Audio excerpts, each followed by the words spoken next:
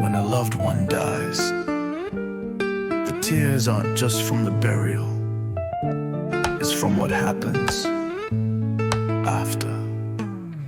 Wakasaya Busia, but where were you when we cried?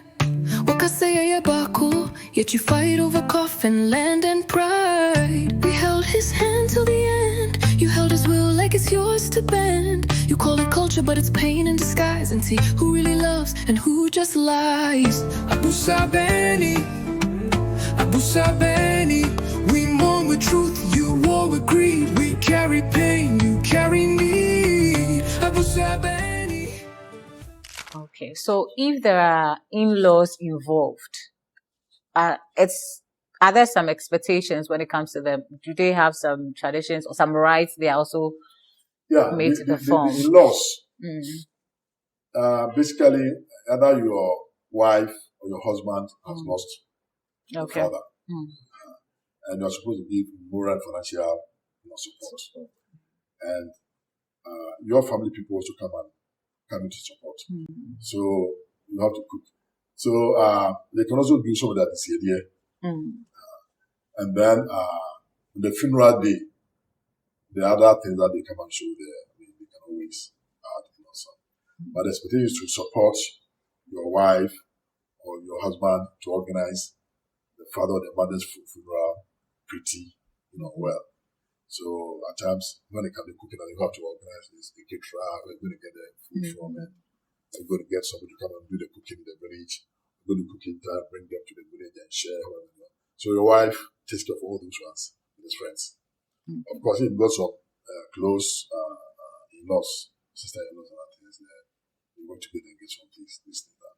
But basically, as a husband and a wife, so you have to support your partner. So financial, can bring some drinks. And when it comes to donations, you also have to mobilize people. So, okay, this man has given me a good wife, a good husband, and you have to show respect. He was like a father to me, he was like a mother to me. So now that he's going, I'm giving some duty, to all those ones. But those ones will never go into the casket. We'll keep them. And the Abusuab3nni also the nephews will take them. Okay, so you spoke about libation and also the fact that the church will also come perform maybe some sort of ceremony before the body is taken away. I'm looking at a time where that didn't happen. I'm talking about the church coming to, or maybe if the person is not a Christian. Was there ever a time where the church didn't come in on a Saturday morning and there was no Thanksgiving on a Sunday in church? Was there ever a time? Go to church. So what happens on the Sunday then? Sunday, we're in the house. Okay. But you see, the person probably didn't go to church. The children might. Okay. So the church will come and support the children who are their church members. Okay. So other they will probably not take the body to the chapel, but they will come in to give moral support to their church who have lost their father or their mother. Whether it belongs to them, whether he was even though not going to church, they will still come and sing and support the members of their church who have lost. Okay. So I also want to find out, can you base on your religion, or maybe as a Christian, there are some things that you would think, should I say, goes against your faith when it comes to the traditions or the rites that you are expected to perform? Can you, base on that to refuse to do it? It's not right. The tradition is there. And I'm saying that tradition is religious free. It doesn't belong to a particular religion. Now, it's our belief in the after world, right? So we put in some that we should go there and we use them. We all know, we just believe it. Nobody has been there to see it. So those are that. Now, when we bring in the religion, then it varies from church to church. Some will not be allowed to serve alcohol in the church. Now, I'm not bringing alcohol to the church members. I'm not going to my business, but And because I think that they get very strict on that.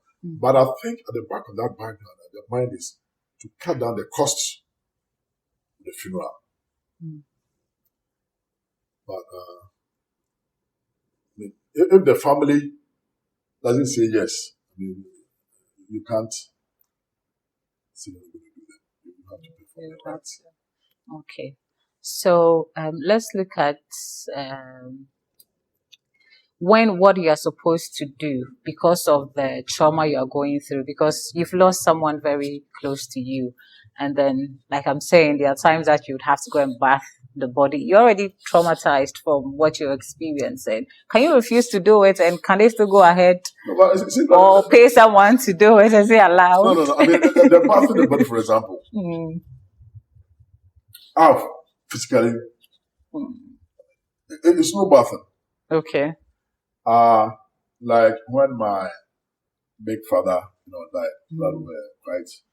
I finished, I think, visual secondary school. Okay. They put the body in a bath. Then they put some towel in the hot water. Just touches the joints. Okay. That is all. But once he's down there, naked and they're doing that. If you are the son, you are the daughter, you're having some medical challenges, that is where you can get a chance to go out to the daddy. You know my illness. As you go, come back and give me some healing. I'm not having children. Go and talk to the people who have their children. I remember when my father died, I was developing some very bad cough. One person said, I can't remember. Catch up with said, I never bothered to notice when they do that. But I thought that I was going to hospital. But those are some of the beliefs. Okay. And then family challenges, poverty and other things. Actually, some of them say they won't change. Okay, so you are making a request. Yes. Is that the intention behind maybe going to bath the person? No. The bathing. The family assumes that they don't know where the body is coming from. Okay. Basically, they know where the body is coming from. But I've done that to it. So they want to do it. Okay. But they use hot water. Those are for hygienic purposes. Very, very hot, boiling water. So you got a small towel, you put it in, and you hit the body. That's for the child, what the child is supposed to do? So the bathing is done one. Either the mother, the children, they come together. But it's the family who have to. Yes. Oh. So they ask you to bring the items, and the family, the man's family will do those ones on behalf of everybody. On behalf of, okay. But it's not like they are going to take off all the clothes and other things. It's a way of getting the items that is important to them. Because if you go out there, bring the soaps, bring the other things, give it to them. It's no big deal. Okay. No big deal. Okay. And of course, these days, the cleaning of their body, you can't get it better than what you're getting from the hospitals and the different homes. So when they bring it back, the standard you're going to add, take away. Okay. But we just want to collect, because those are not good. And the people in the villages, I mean, they don't really enjoy them. The perfume and other things.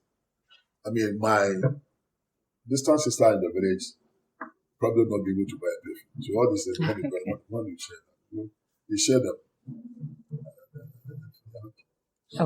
Okay, so let's talk about the Monday after the funeral.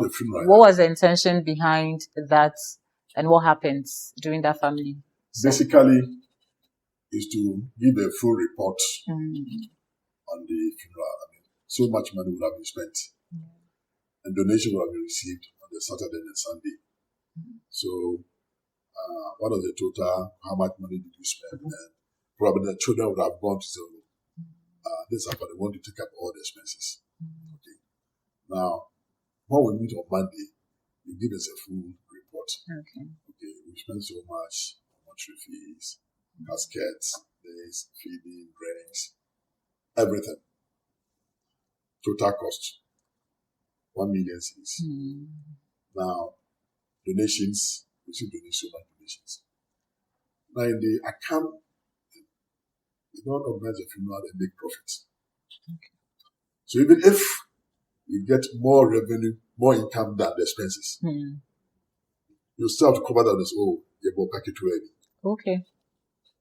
Because it's not a profitable venture. So even when you make surplus, the expenses against the income. Okay. You don't announce it. Okay, there can be a bar.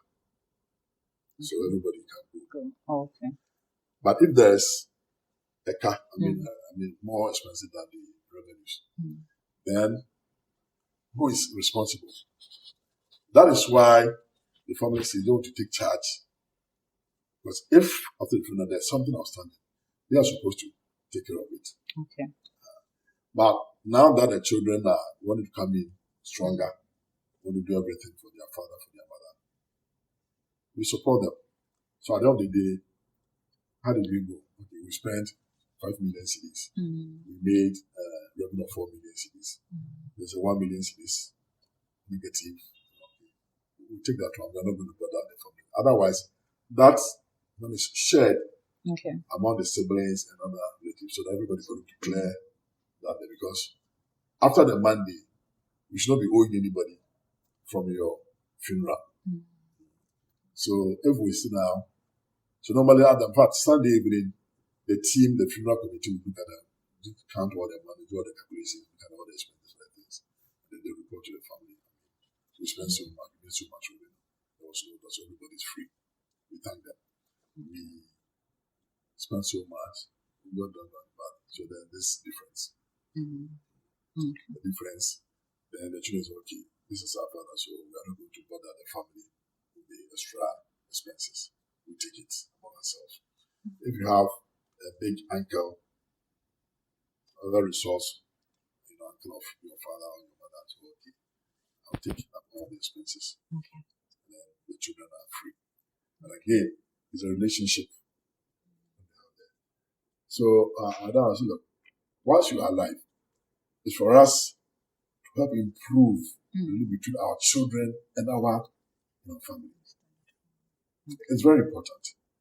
You don't have to wait till the person is dead and now you are struggling to get to know these people. But there's also the never do wells in the family. They always want to cause trouble. And they will come, maybe drunkards, creates problems all over the place. But those are the side issues of organizing the funeral. Okay.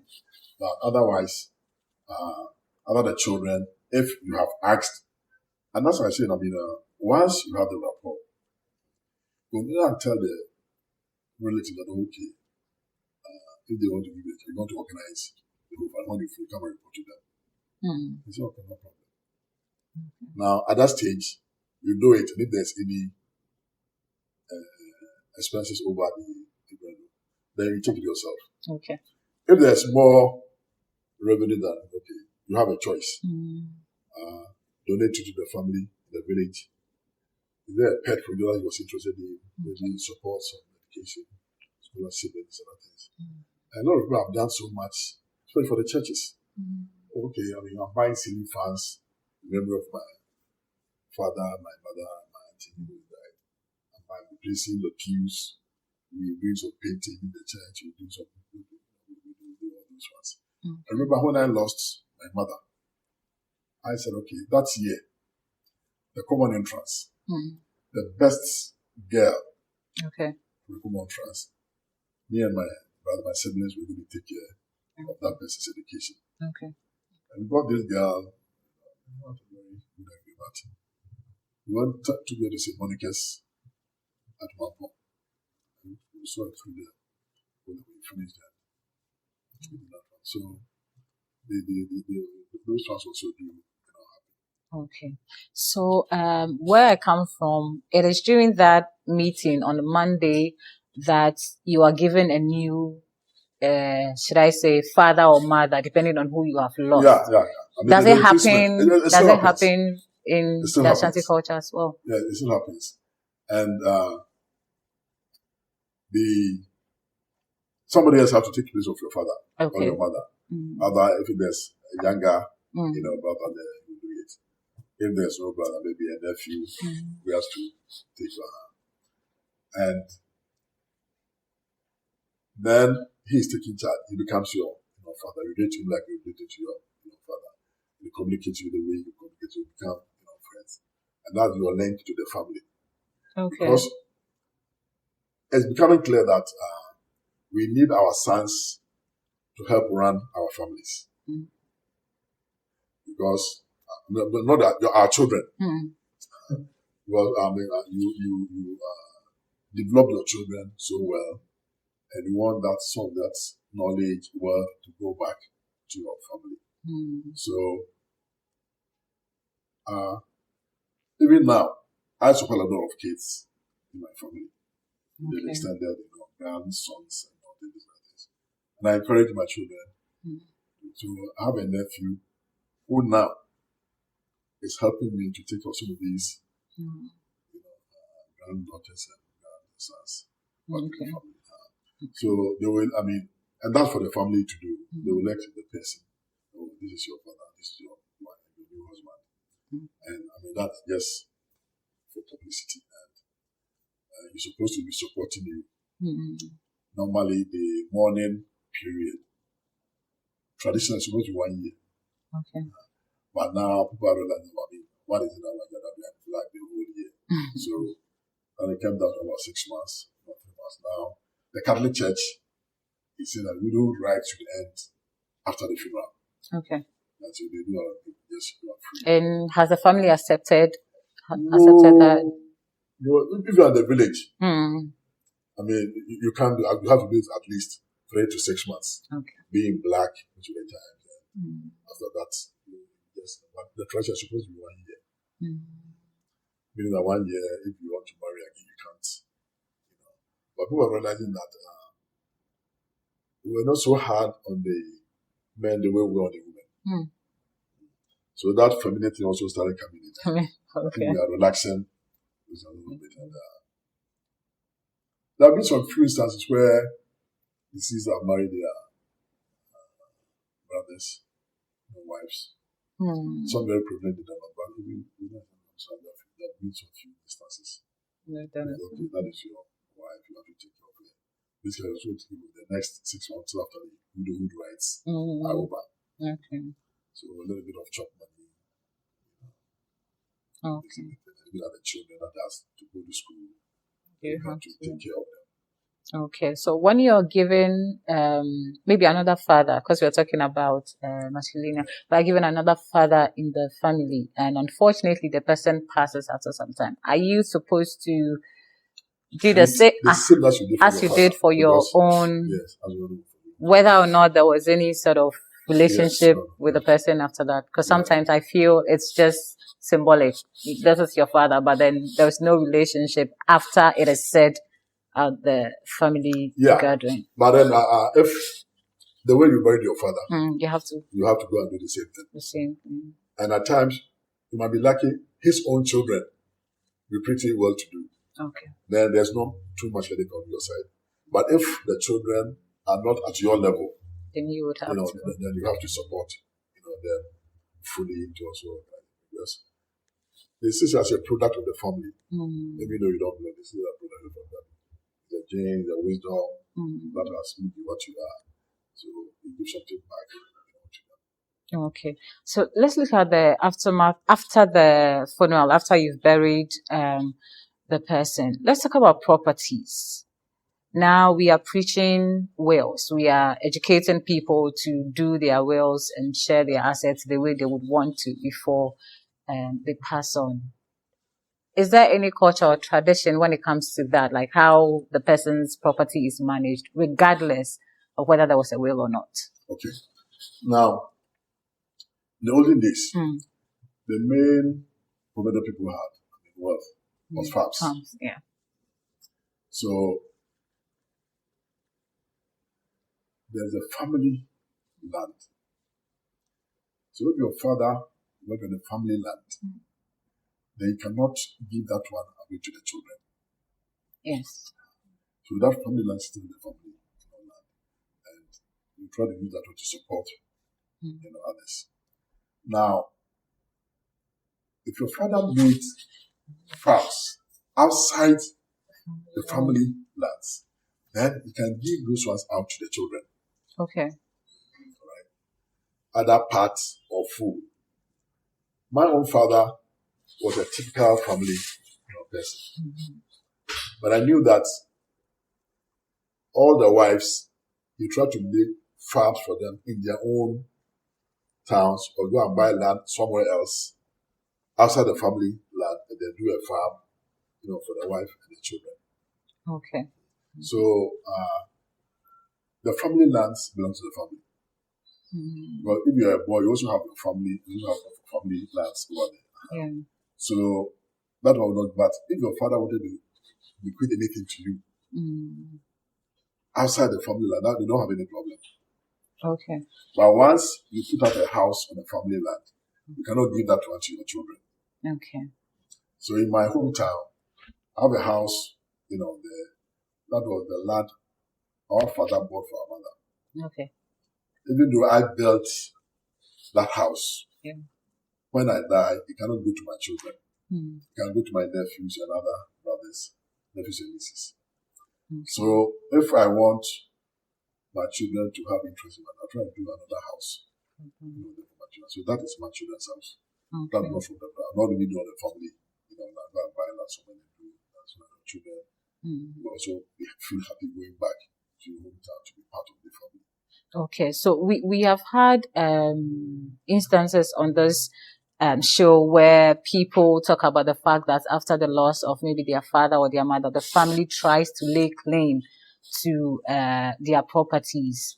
Are we saying that is not tradition, that is not culture, that is just the human? So long as the property is not on family land,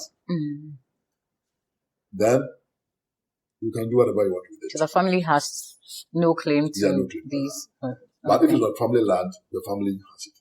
The one not on family, land, there's some negotiation. But is it your culture? No, the culture is to negotiate. I mean, if it's something outside the family lands, there's for him personally. He's got every right to give it to wherever he wants. So whether he do their will or not.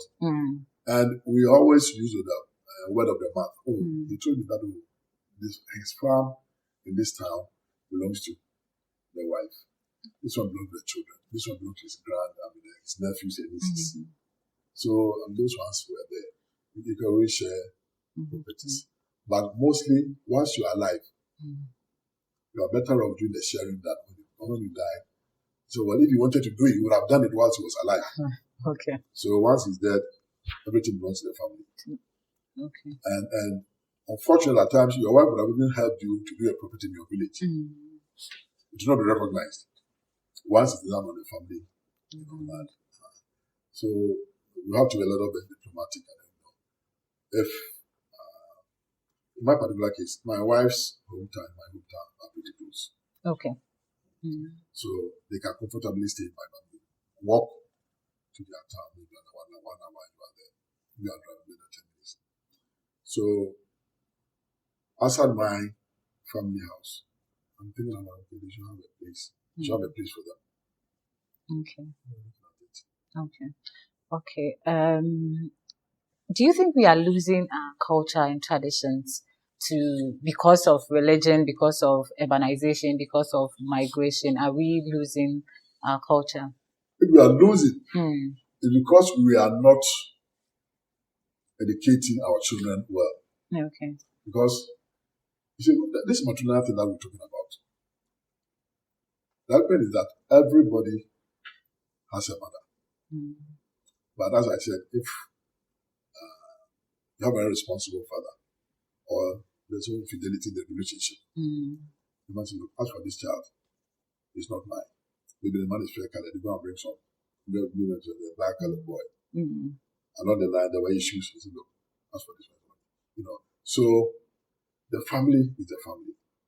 And the husband or the wife coming in, you are distant. I think we should be dedicating our children to appreciation of these things, because one, they understand that when your father dies, it doesn't belong to you. They will not announce the funeral day before meeting the family. Okay. All right. They will not take certain decisions before meeting the family. And some of them are petty. You might think it doesn't mean anything. Like moving your father's body from the hospital to a mortuary. In those days, all mortuaries were attached to the hospitals. Yeah. So when they move to that one, now they are private mortuaries, funeral. So moving the body from the hospital to there, a family member should have been there to be certified to the death. Okay. Yeah. You know, I mean, even though he's not a doctor, he's supposed to Okay. So those ones are there, but we need to educate our children. I come from a family, and you know some of them. So when anything happened to me, we need to work together with them to get this. So they know. I don't think we are educating our children enough. If we do that one well, there shouldn't be any issues after you are gone. There shouldn't be any issues. But I think we should make a conscious effort to do that. In the properties, there have been so many people in Kumasi, in the Ashanti region. And very often you see that they never do well in the family who come out boldly fighting for properties. Any brother, any sister who has done well for himself or herself would never be interested in the properties. But they never do well. Nephews and nieces, they're the ones who are always going to fight for properties. And the only way to solve that is whilst you're alive. Because, I mean, we accept oral wills. Okay. Oh, Debbie, everybody knows that's my close friend. But, or can say, so we'll be informal, and then they accept it. So once there is a witness, the close friend says, this is what he said. The family accepts. The family accept it. If they are not envious. Okay. If it doesn't go too much in their way, they say, no. That's the way. But oral things, there's no dancing. You just have to take it as a matter of pride. So if they are well, if they are okay themselves, and they don't need it, they will not fight about it. If there's somebody there who is not, you want the most seat, you want one of the cars, you want one house, and these other things. The painful part is that even when you give them, because they are never doers, when you give them the house, they cannot even maintain it. But I think the key thing is we are educating our children that this is a relationship. This is a way we go about it. So that the expectations are there. They don't go out of the way to announce. But they take very good time. We lost our elder brother. And I was physically there because I was going to do something with my and I met the doctor. Give me a time, go and say, but he's not well at all. Before I could go there, he came to the door. They went to look at my phone and he was gone. Okay. So I met them in the house. And we had a chat. It's okay. We can't do anything until we go out from the church. I volunteered that tomorrow morning I'll drive to the village to go and inform them. So early the following morning, I went. And this was happening. And the next day, we come and verify whether what we come to tell us is true. Then they were coming. One of them bought a newspaper. Ashanti or something. You saw that. The 1 week submission to for a program will be done on this date. In his residence. We haven't even met. So how are we announcing this into that place? So the fight started right from there. So they came in very, very, very angry. Like it doesn't, I mean, why? You don't respect us? This is our property. You are saying that now we're going to do this. Look, it continued all through. There was no way could, because they felt very, very bitter. And apparently, even while the man was alive, they were telling us that you go there and then you don't feel welcomed. all those fans at the back of so many people. So there was a long issue. I mean, it went on and on, to the extent that the funeral, he was a very strong, very senior Catholic. So the bishop says that they have to do the burial service in Kumasi. We want to take the body to the village to bury them. Okay, they wait for us. So we went to the parish, St. Peter's Cathedral, had the funeral, the burial service. 3 bishops were all there. Then we took the body. What we're going to do? They say we're late. We're late in bringing the body to the village. So we should put the body aside. Let's organize a funeral. What are you talking about? It's never done anyway. It's only a chief that the body in the room, they will organize the funeral, they will go and bury it in the night. I said, no, you agree. There were 2 of our bishops. It was very difficult. He's a big brother, so I can't say he was very, very rude. But it was very difficult. So what happened? I don't know by nature, but I'm the forces. Big rain fall. Lightning struck through the transformer that were close to our house. And very stormy winds. All the canopies, chairs were flying. Heavy rain, so we were all stuck in the house. And after about 2 hours, when the rain stopped, about 4 o'clock, so we carried the body straight to the cemetery. How to collect water that are collected in the burial pit. And we all left. We couldn't have a formal funeral. And the food that they had prepared, he said, that food, you and the family cannot finish it. You were expecting maybe 100, 200, 500, 1,000 people. That's so much food. Most of them got those are fried rice. They spent them to throw them away. For the simple reason that the children posted the news that, the man has died. The one will be done in his residence in due course. It wasn't for them to make that announcement. At least without consulting the family members. And those were just 3 days. They were mad. And they continued till the funeral. Even after the funeral, we had to do the 1 week. the sitting down to do the experiment. Everything was fighting all through. So I think the key thing is that we should educate our children, let them appreciate their culture. It's not about whether you believe it or not. This is our belief. It's our traditional belief. It's not about you. If you want to carry something, but this is the formula to do for you. If you cannot do it, you have to inform the family, okay, when we get money, then we'll sit back. Then we'll bring the money. But you cannot use your church to change our culture. Won't buy it, won't accept it. Okay, thank you so much for joining us today. Are there any final words? Well, as I said, it's always the bad guys in there that create problem. When my father died, I was in secondary school from 2. I had a nephew, about 2, 3 of them. One was the famous Dr. Mensah in Kumasi. And then his younger brother. And this other man, Faki. Faki was the eldest. So all the uncle's properties went to him.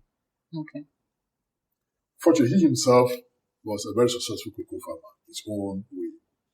So he took over the uncle's farm, cocoa farms, added to his own. And so big that he won the best cocoa farmer was for 3 consecutive years. 3 consecutive. Faki was the best cocoa farmer in Ghana in the early 80s.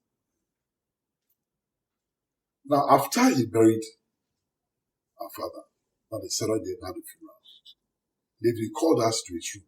So look, every year, when you are in school, we are transferring to school. But School, you pass, I pay. You pass, I'll pay the fees. You get admission, I'll pay the fees. I'm not going to pay rent for it because you have to pay rent. Do that. Your mind, your development is not up to. You want to go to the university, you don't have to go and pay rent before you go to the university. You don't do it. You have the sixth form after 5 years in form 5. I have to pay money for it to get admission to Polytechnic. No. If you qualify, you get admission, I'll pay the fees. And there were 7 of our father's children who all had a tertiary education. The one a doctor, a lawyer, doctor. So that was an exceptional case of the matrimonial system being good for children who have lost the father. First class. Very, very first class. And he was a farmer. His educational background was basically Sunday school. But he was a very successful cocoa farmer himself before he even got his uncle's properties. And when he died, he couldn't will his personal farms, not on the family lands, to the children, to the wife, and not the family, once. Now the problem now is that who among the family is going to take of the farm? So it's always the never do wells in who, whether they are men or women, who just over dramatize all the issues and create a bad day for everybody. Thank you so much for joining us. I believe we have learned a lot and we have been enlightened about the Ashanti culture, the matrilineal system, and their funeral rites. Our guest today has been Mr. Ofori Kuruegu, and my name is Ikia Boatima-Boashi. Thank you so much for watching.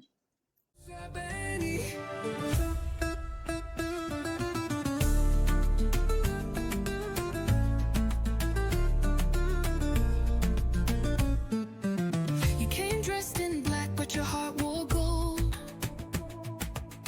Not for memory, but what you could hold.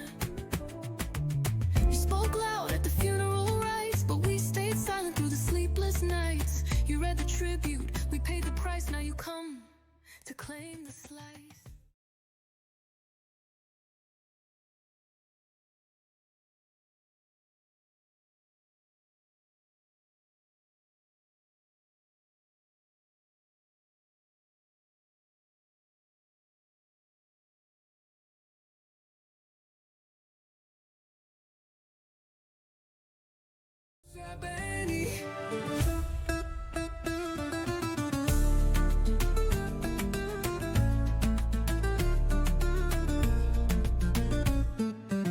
You came dressed in black, but your heart wore gold. Not for memory, but what you could hold. You spoke loud at the funeral rites, but we stayed silent through the sleepless nights. You read the tribute, we paid the price, now you come to claim the slice.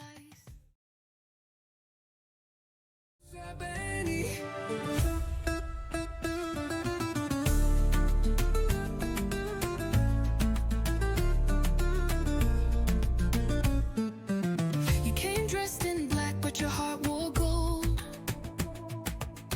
Not for memory, but what you could hold.